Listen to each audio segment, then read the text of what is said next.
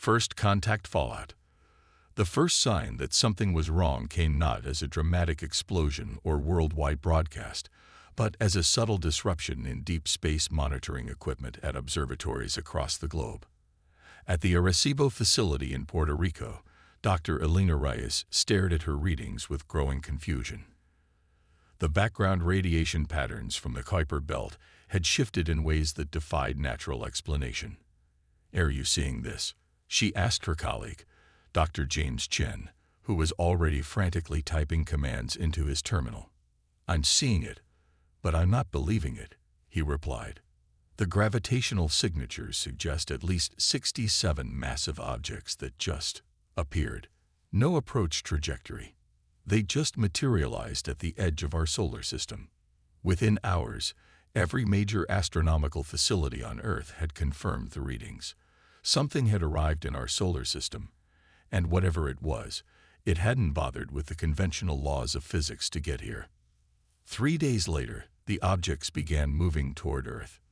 In the White House Situation Room, the President of the United States sat stone-faced as his advisors argued around him. Military generals pushed for immediate mobilization of nuclear arsenals. Scientists begged for restraint and attempted communication.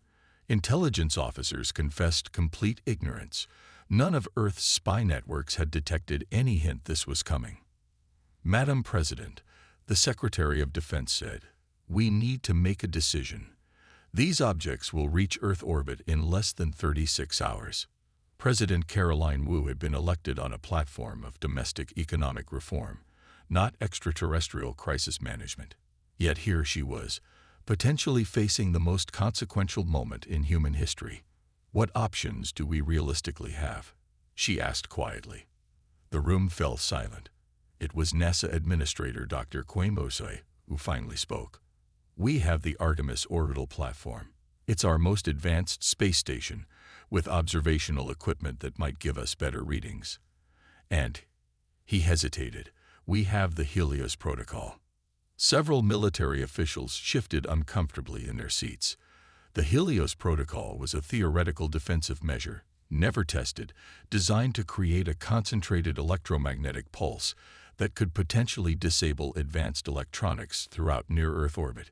It could also permanently destroy every satellite humanity relied upon. "Get me the UN Secretary General," President Wu said. "This isn't just an American decision." Within 12 hours, the United Nations Security Council had convened an emergency session. For the first time in decades, there was no posturing, no political maneuvering.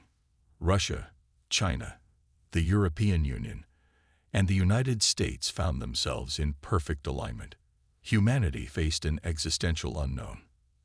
As government leaders debated, Dr. Samira Kauri worked feverishly in her lab at MIT, an expert in xenolinguistics, the theoretical study of alien communication. She had spent her career being gently mocked by colleagues for focusing on a field with no practical applications. Now her phone wouldn't stop ringing. "I've been analyzing the radiation patterns from the objects," she explained to the harried government official on the line. "They're not random. There's structure there, potentially a form of communication using quantum fluctuations rather than electromagnetic waves." "Can you decode it?" the official demanded. "That's like asking if I can translate Mandarin having only heard 3 words, she snapped. "I need more data, and I need a team." 24 hours later, Samira found herself on a military transport to NASA's Johnson Space Center, along with a hastily assembled team of experts. Quantum physicist Dr. Viktor Petrov, computational linguist Dr. Mai Lin, astronaut commander Jason Ortiz, and, surprisingly, professional game designer and systems theorist Aidan Nakamura. "Why is he here?" Dr. Petrov asked bluntly, gesturing toward Aidan, who sat awkwardly in his flight suit, clearly uncomfortable with the high-security surroundings. "Because he's designed some of the most complex rule systems and alien psychology simulations in the entertainment industry," Samura replied. "We need creative thinkers, not just scientists." The objects entered Earth orbit precisely when predicted. 67 massive structures, each roughly cylindrical and approximately 3 kilometers in length. They positioned themselves in a perfect geometric pattern around the planet, ignoring all attempts at communication. Then, 27 hours after arriving, they broadcast a message simultaneously to every electronic device on Earth capable of receiving data. The message contained no audio or recognizable text, just a complex series of mathematical symbols and geometric patterns. Samira and her team worked without sleep, fueled by caffeine and the existential dread that had settled over the planet. Governments attempted to maintain order, but panic was spreading. Religious leaders proclaimed the end times. Military forces worldwide went to their highest alert status. "It's a test," Aiden said suddenly, 3 days into their analysis. The team looked up from their workstations, bleary-eyed and exhausted. "What do you mean?" Commander Ortiz asked. "The patterns. They're not just a message, they're a problem set." Aiden pulled up several segments of the transmission on the main display. "Look at the structural similarities to mathematical proofs and logical paradoxes. They're testing our cognitive capabilities." Dr. Lin nodded slowly. "That actually makes sense. Many of these sequences have multiple potential interpretations, depending on which axioms you accept as givens. And if we fail the test?" Dr. Petrov asked grimly. Nobody answered that question. On the 6th day, as Samira's team struggled to formulate a response to the aliens' mathematical challenge, the objects moved again. 7 of them descended to lower orbit, positioning themselves above major population centers: Beijing, New York, Moscow, Cairo, Rio de Janeiro, New Delhi, and Tokyo. From each ship, a smaller craft descended, about the size of a city bus. They hovered exactly 1 kilometer above the center of each city, just hanging there, silent and motionless. Then, all electronic communications worldwide simply stopped. Internet, cellular networks, radio broadcasts, all went silent simultaneously. Only hardline systems and specially shielded military equipment remained operational. The aliens had made their point. They could control Earth's infrastructure with ease. In the chaos that followed, President Wu took an unprecedented step. Using the emergency broadcast system through hardline connections, she addressed not just Americans, but to the best of her ability, the world. "Citizens of Earth," she said, her voice calm despite the circumstances, "we face an unknown power with technology far beyond our own. But throughout history, humanity has faced seemingly insurmountable challenges and survived. We will approach this situation not with fear, but with the ingenuity and determination that define us as a species. I ask for your patience and your courage as we work to establish communication with our visitors."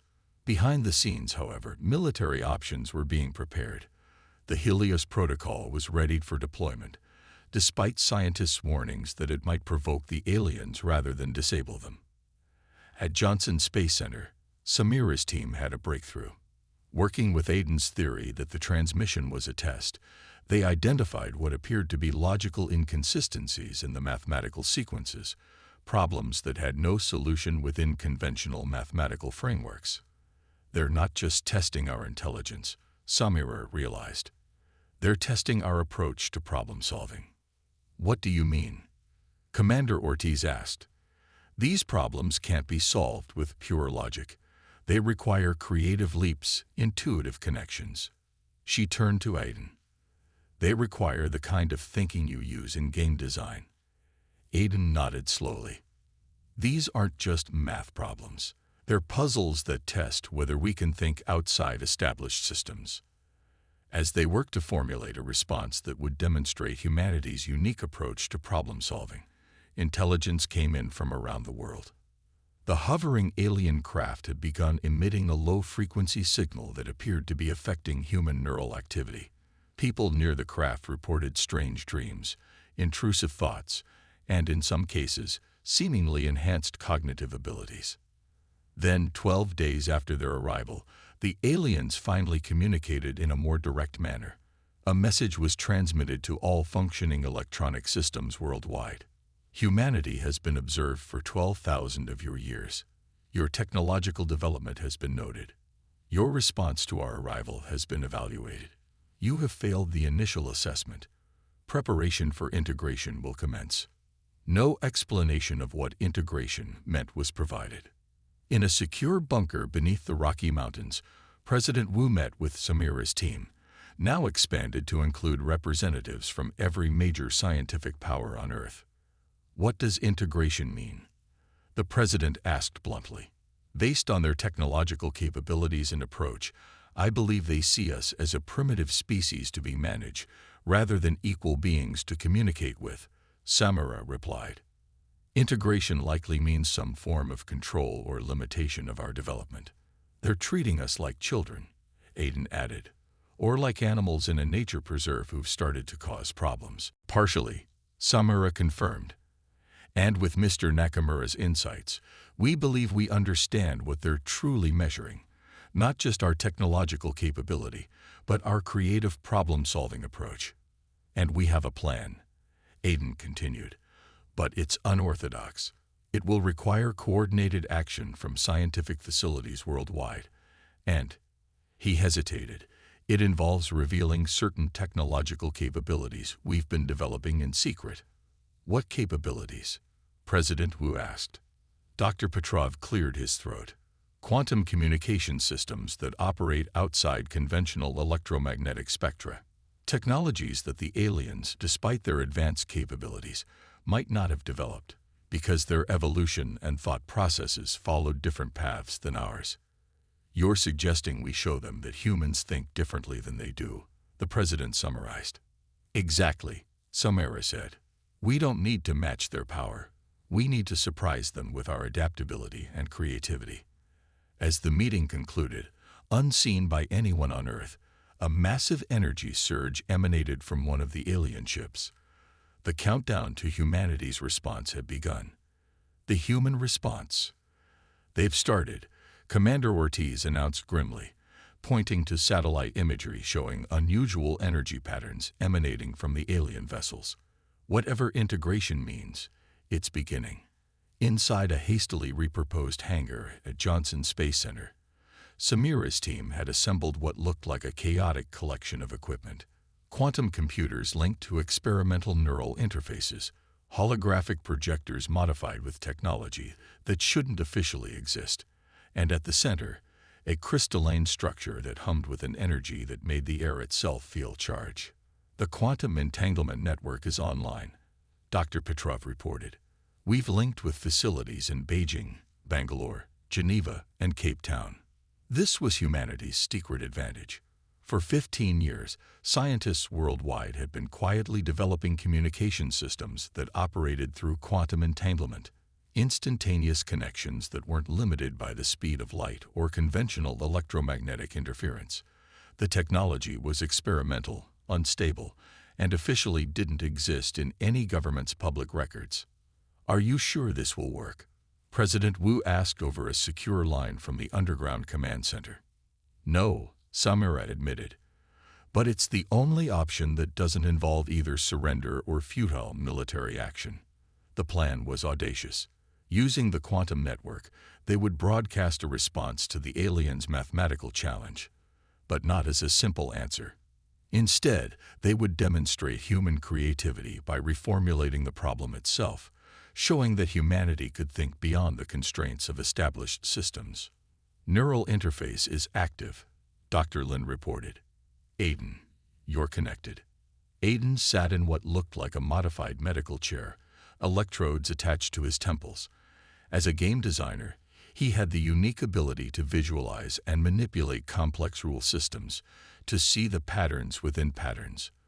With the neural interface amplifying his cognitive processes, he would help translate human intuitive leaps into the mathematical language they were constructing to communicate with the aliens. I see it, he murmured, eyes closed, mind navigating through visualizations of the alien mathematical challenges. They've built logical traps, paradoxes that can't be resolved within their established axioms. And our solution? Samira prompted. We don't solve their problems. We transform them. Show them that when humans face an impossible situation, we change the parameters. As Aiden worked with the team to formulate humanity's response, the alien integration process accelerated. In cities worldwide, people reported hearing strange harmonics that induced altered states of consciousness. Electronic systems began operating autonomously, and most alarmingly, in several research facilities, scientists discovered their experimental equipment had been remotely reconfigured for unknown purposes. "They're not destroying us," Commander Ortiz observed. "They're repurposing us." "Which means we still have time," Samara replied. 72 hours into the integration process, humanity launched its response. Through the quantum entanglement network, immune to the aliens' electronic suppression, they broadcast a unified message to all 67 vessels simultaneously. The message began with solutions to several of the aliens' simpler mathematical challenges, demonstrating basic understanding. Then it did something unexpected. It reformulated the paradoxes, showing multiple alternate frameworks in which the supposedly impossible problems could be resolved. Finally, it posed new challenges, uniquely human ones. Paradoxes of emotion and ethics, questions that blended logical reasoning with empathic understanding. Problems that couldn't be solved through pure computation, but required the peculiarly human ability to hold contradictory ideas simultaneously. "Message transmitted," Dr. Petrov announced. Then, more urgently, "We're getting feedback through the quantum network. Something's trying to trace the connection."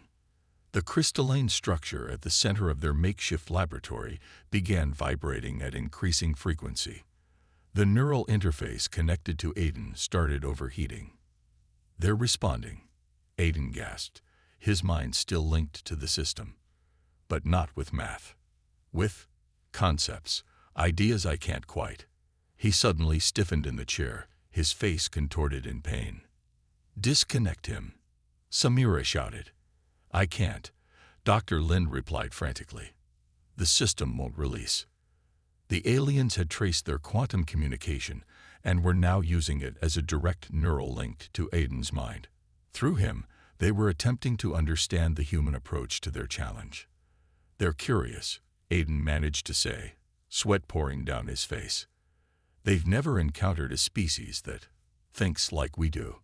For 6 agonizing minutes, Aiden served as an involuntary conduit between human and alien consciousness. When the connection finally broke, he collapsed, barely conscious but smiling weakly. "They understand now," he whispered. Above Earth, the alien vessels began changing configuration. The smaller craft that had descended to hover over major cities returned to their motherships. The geometric pattern they had maintained in orbit shifted, becoming more fluid, less rigid. Then, a new message appeared on functioning electronic systems worldwide. Assessment parameters reconfigured. Previous conclusion invalid. Human cognitive structure anomalous. Human problem-solving methodology non-standard. Integration suspended pending reevaluation. In the days that followed, communication with the aliens gradually increased in complexity and clarity. They identified themselves as the Myriad, a collective intelligence that had evolved through entirely logical and predictable pathways. For millennia, they had observed and occasionally integrated other species into their collective, always species whose development followed predictable trajectories. Humans, however, had surprised them. The combination of logical reasoning with intuitive leaps, the ability to work both within systems and to reimagine those systems entirely.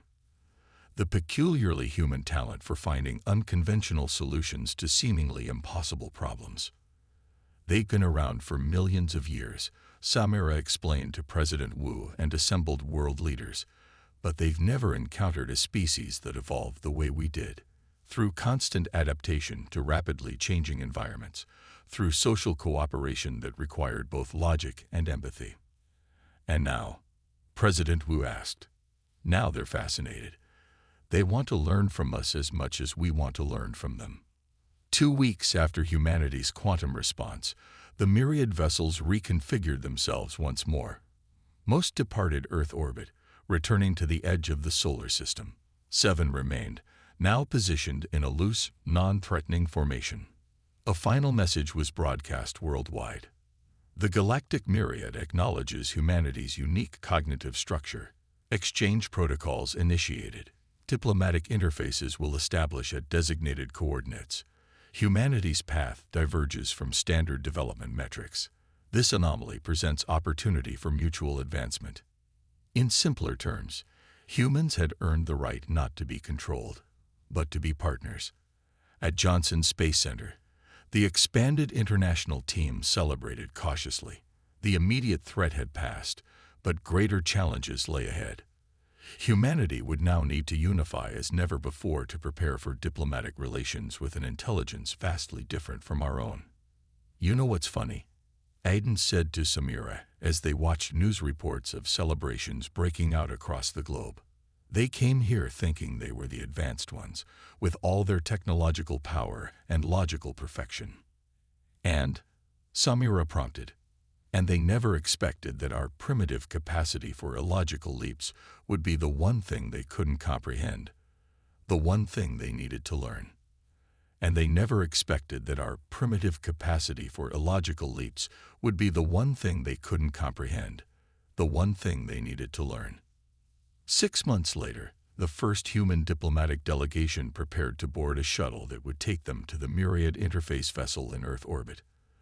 The delegation included scientists, linguists, and philosophers, and, at Samira's insistence, artists, musicians, and storytellers. As they prepared for departure, President Wu addressed them privately. "For all our history, we've looked to the stars and wondered if we were alone, if we were special," she said. "Now we know the answer to both questions. We are not alone, but we are indeed special. Not because of our technology or our physical strength, but because of how we think.